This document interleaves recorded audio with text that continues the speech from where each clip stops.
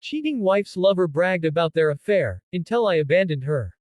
Reddit cheating stories. I still remember the night my entire world fell apart, not because of the affair itself, but because of how I found out. It wasn't a tearful confession or an accidental text. No, it was much worse. I found out because the man my wife was cheating with bragged about it. It started like any other Friday night. I was at my friend Jake's barbecue, laughing over a couple of beers, trying to unwind from a stressful week.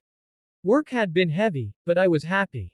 I had a beautiful wife, Melissa, my college sweetheart, and a home we'd built together over 8 years of marriage. I thought we were unshakable. Then I heard his voice. At first, I didn't pay attention. Some guys were chatting near the grill, boasting about their conquests like teenagers. But one name froze my blood. Melissa. I turned, my heart hammering. A man named Eric, one of my coworker's friends, was leaning against the fence, smirking as he told the story. Man, she's married, but she says her husband's clueless. Poor guy works late while she's with me. She told me he's too boring now. Every word hit like a punch. My head started spinning. My friends went silent as they noticed me. Someone even tried to shush him, but I didn't need to hear more. I just walked away, got into my truck, and drove home in silence. When I arrived, the house looked peaceful. The lights were dim, dinner leftovers were on the counter. Melissa was sitting on the couch, scrolling through her phone, wearing the same innocent smile she always did when I came home. I stood there for a long moment, staring at her. Did you have fun tonight? She asked softly, setting her phone aside. I wanted to scream. But instead, I said calmly, Melissa, who's Eric? Her face drained of color. That was all I needed to know. She stuttered something about a misunderstanding and a coworker from yoga. Lies. She wasn't even good at lying anymore. My hands shook, but I didn't raise my voice. I just said, don't bother.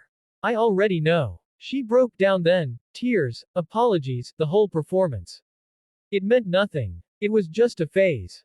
I love you. But something inside me had already died. I didn't throw her out that night. I wanted her to believe she'd gotten away with it. I played my part, quiet, broken, distracted. But in reality, I was documenting everything. I found messages, hotel receipts, even pictures. She had used my credit card for some of their dates. The audacity of it made me sick. Then came the moment I decided to take back control. One afternoon, while she was out, meeting a friend, I printed every piece of evidence I had, photos, receipts, texts. I put them neatly in a folder and left it on the kitchen table. I wrote one sentence on the cover. I loved you more than anything. You destroyed that for nothing. Then I packed a suitcase, withdrew money from our joint account, exactly half, and called my lawyer. When she came home that evening, I was gone. She called me dozens of times, crying and begging. I didn't answer. Days later, I started hearing that Eric, her so-called lover, had been bragging about how he won her. But that didn't last long. Word spread fast at his workplace that he'd been sleeping with a married woman, and it got back to his manager. He lost his promotion. His reputation tanked. Apparently, when things got messy, he blamed her for ruining his career. Meanwhile, Melissa's world crumbled. Our families found out, her friends distanced themselves, and she ended up moving back in with her mother. I didn't say a word publicly, I didn't have to.